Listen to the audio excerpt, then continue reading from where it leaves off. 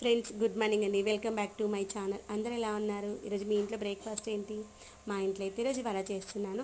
ఈ యొక్క వడ హోటల్లో లాగా చాలా క్రిస్పీగా టేస్టీగా రావాలంటే ఎలా చేయాలని మన లాంగ్ వీడియోలో ఉంది, చూసేయండి. వీలైతే కింద ఈ యొక్క వీడియో కింద లింక్ పెడతాను. చాలా టేస్టీగా వస్తుంది. పైన క్రిస్పీగాను, లోపల మనకి సాఫ్ట్గానే ఉంటుంది. చాలా అంటే చాలా బాగుంటుంది. ఈ యొక్క వడ చేసుకోవడం ఈజీ. ఏంటంటే మినపప్పు నైట్ నానబెట్టేసుకోవాలి. పొద్దున్న లేచిన తర్వాత మిక్సీ పట్టుకోవాలి. మిక్సీ పట్టేటప్పుడు దాంట్లో నేనైతే పచ్చిమిరపకాయలు, కరివేపాకు, కొత్తిమీర వేసి మంచిగా మెత్త పేస్ట్ లాగా మిక్సీ పట్టుకున్న తర్వాత రుచికి తగినంత సాల్ట్, జీలకర్ర, ఉప్పు, పసుపు, దేవుడికి పెట్టేంటే అల్లం వెల్లిగడ్డ పేస్ట్ వేయను, దేవుడికి పెట్టకపోతే అల్లం వెల్లిగడ్డ పేస్ట్ వేస్తాను. వేసి అన్నీ మంచిగా కలిపేసి ఒక 10 నిమిషాలు నాననివ్వాలి.